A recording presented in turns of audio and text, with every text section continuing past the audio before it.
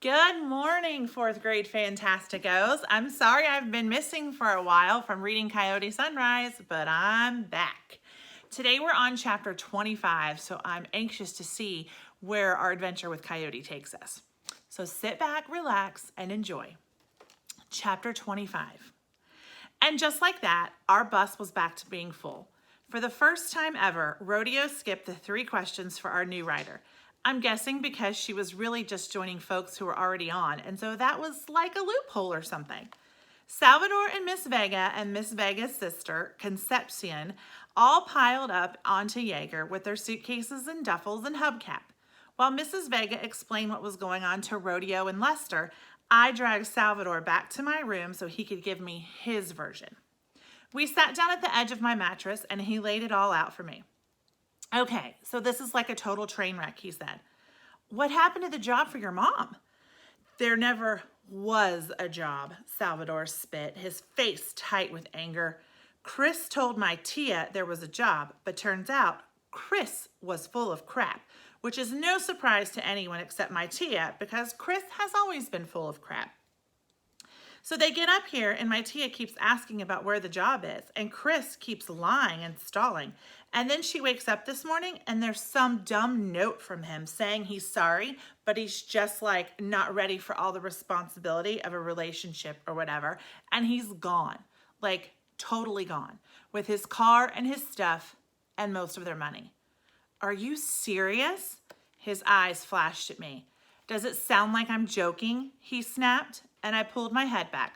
But he clicked his tongue and turned his eyes down a little and said right away, I'm sorry, I'm just like super upset. No, I get it, that's crappy. I reached back and scooped up Ivan from where he was curled up at the end of the bed and handed him to Salvador. Ian shot me an ears back look, but he's chill, so he went with it. Salvador sat with Ivan in his lap and scratched his head, and Ivan leaned into it and started purring, and I saw Salvador's shoulders relax just a tad. Cat therapy works. I sat for a minute, letting Ivan work his magic. Then I pushed on. So, Yakima? Oh, well, that's an actual job. Not through Chris either. My tia used to work with a lady, and they were tight, and when all this started to go down, my tia called her. She's working at a hotel in Yakima. Actually, her and her husband own it. Anyway, she says she's got jobs for my mom and my tia, 100% for sure. So just gotta get there. I'm sorry we keep messing up your plans. I spread my hands and grinned. Are you kidding? This is perfect. Now we have an excuse to go all the way to Washington. I kind of expected Salvador to smile back and maybe give me a high five or something. But he just nodded and looked down at his hands, and I remembered the secrets he'd shouted and realized that this whole thing probably wasn't as much fun for him as it was for me. I took my smile down a notch and said, Salvador, I'm really sorry all of this is happening to you and your mom. And he shot me a suspicious look and said, sorry? You're not breaking your promise, are you? And I said, of course not. And he nodded and said, good. And then we both agreed it was probably time for a game of Uno. Rodeo is always saying how the universe seeks balance. Just like with a lot of things Rodeo says, I'm not entirely sure what he means, but I do know that only a few hours after the bad news about Chris and the jobs and everything, the universe gave us another passenger, and she was most definitely on the positive side of the scale. Her name was Val, and this is how she ended up with us. We'd driven all the long day through the Upper Peninsula of Michigan. Salvador's aunt volunteered for a 3-hour driving shift, which I thought was awful nice. I spent most of it sitting up behind her with Miss Vega, chatting and laughing. They were close, those two. They told me all sorts of funny stories about when they were growing up. There was quite an incident involving ketchup squirted on a white quinceañera dress, and some things about their mom walking in on Salvador's mom with a boy. They wouldn't give me all the details on that one, but the embarrassed blood running to Esperanza's face pretty much told me what I needed to know. It was nice spending time with sisters who knew each other and loved each other. Plus, Concepcion had a laugh like I'd never heard, loud and sudden and rowdy. I couldn't help but laugh along when she did, even if I didn't get the joke. Anyway, sometime late that evening when we were out of Michigan through Wisconsin and into Minnesota, It was already starting to get dark, and some folks were settling into sleeping positions. We stopped at a gas station to give Jaeger a fresh tank. I was a desperate kind of starving and headed into the little store and got me one of those spicy hot dogs they always have spinning on those rolling stove things. I love them. Give me one of those and a cold bottle of Squirt, which I also bought, of course, and I'm in heaven. I honestly ain't sure exactly what Squirt is supposed to taste like, but I do know that what it does taste like is absolute refreshing perfection. I was already one bite into the dog and heading back out to Jaeger when I saw her. Well, really, I heard her. She was sitting on the pavement up against the store and she sniffled. Just a little sniffle, but it caught my ear and I stopped in my tracks and then backed up a step to stand in front of her. She was wearing ripped up jeans and a black hoodie and she had a nose ring, which I've always thought are kind of awesome. When I stopped, she looked up at me and I saw her eyes were all red rimmed. "You all right?" I asked. Her eyebrows dropped and her eyes narrowed like she was getting ready to answer, all tough. But then the toughness in her eyes gave way to wetness.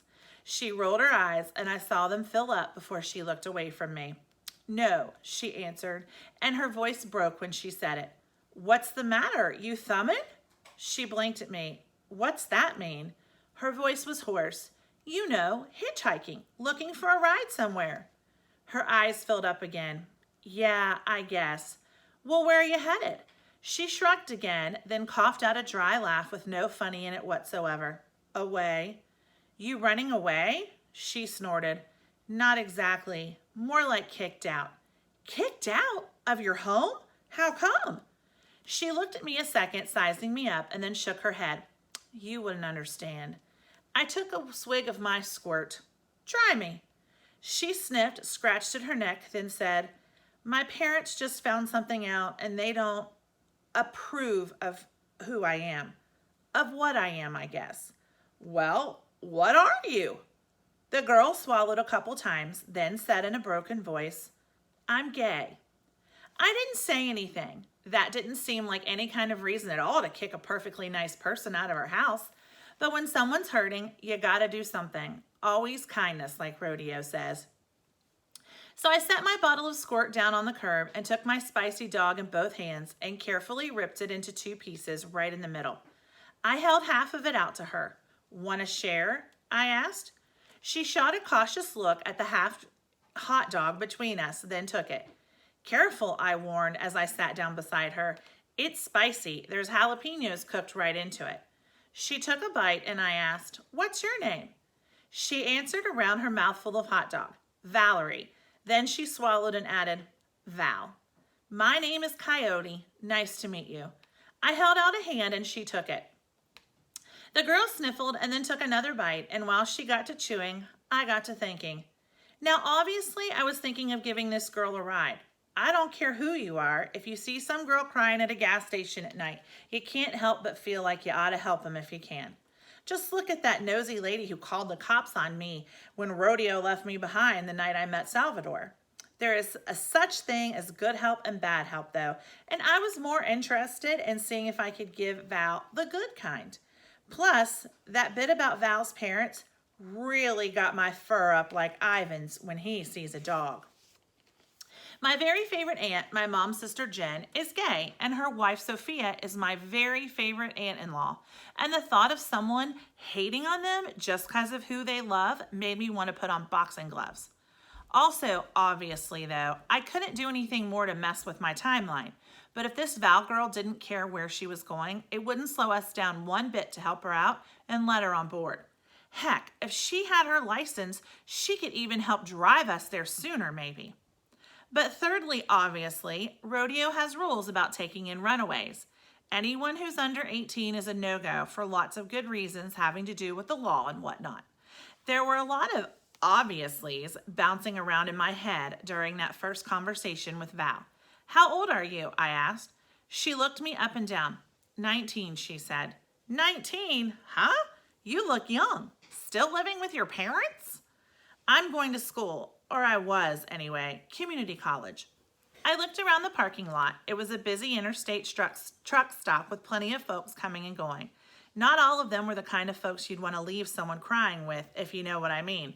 I looked at Val sitting there on the cement with tear-puffed eyes and no home to go to. There's so much sadness in the world. I took a second and rinsed the spicy out of my mouth with Squirt. Well, you want to come with us? Val narrowed her eyes. Who? Me and Rodeo. We're in that bus over there. We got a few other passengers too. We're heading west toward Washington State by way of Boise, Idaho. We could drop you off anywhere you want to go. Val eyed the bus. You're not like weirdos or something, are you? You're not dangerous? Oh, we're definitely weirdos, but we ain't the dangerous kind. She snorted, then she tilted her head. I actually was kind of thinking of heading to Seattle. I got a cousin there who's pretty cool. Well, that's perfect. Meant to be. Val chewed her lip for a second, then she closed her eyes, opened them, and stood up. Okay, I guess. Great. First, I gotta ask you some questions, though. 1 minute and 3 questions later, Val was following me up Yeager's dirty steps. Rodeo had taken over the wheel, and he pursed his lips at Val. Who's this? A new fellow passenger, Rodeo. I did my best to sound confident and enthusiastic. Rodeo blew a long breath out through his nose. This bus, he said, keeping his voice low so Val couldn't hear, is a home for 2 people. He held up 2 fingers to make his point. You and me.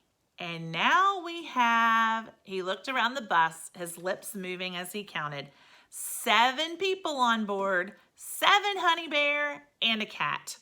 Yeah, I said, holding up my hands, but it's built to carry 56, right? Which I could tell from the look on Rodeo's face the moment I said it was actually not a good angle for me to take. I already asked her the 3 questions I said. Really? Yes, sir. What's her favorite place, he asked, and I could tell he was testing me, and I resented that for sure. Her grandma's kitchen, I said with some brass in my voice, to let him know I didn't appreciate him thinking I was lying about asking her. On a Sunday morning. Rodeo pursed his lips. It's a good answer, I said. Rodeo stewed a moment longer, then nodded. Yeah, he said, it is. But then he shook his head and looked out at the nighttime parking lot full of fluorescent lights and gas station litter. I didn't say anything. I knew he was teetering right on the edge of his kindness, and I didn't want to push him out of it. Plus, I knew him. I knew my dad. You give him the chance, his kindness wins every time. And sure enough, Rodeo turned in his seat. He turned and looked into Val's eyes. He looked into them slow and quiet and gentle, and he smiled a smile that was small but still showed the white of his teeth. And he said right into Val's eyes, Howdy, what's your name? She cleared her throat. Val, sir. How old are you, Val? 19, 20 in May. Rodeo nodded. All right, you can call me Rodeo. There's food in the cupboard there if you're hungry. And Rodeo turned back to the windshield and turned the key, and good old Yeager rumbled to life. I pulled Val up behind me, and she gave me a look, eyebrows all crinkled up. What the heck was that? She whispered. I put a hand on her shoulder. That was you getting a ride. Pick out a seat, Val. Make yourself at home. So that's 25. We have a new passenger on Yeager. That bus is getting pretty full, and Coyote's journey is just getting more interesting as it goes. I want you to see today if you can make any connections, again, between Coyote's journey and Edward Tulane's journey. And how about a journey of your own? Have you ever been on a journey that's similar to either one? If so, let me know about it in the comments. Have a great day, guys. We'll see you later.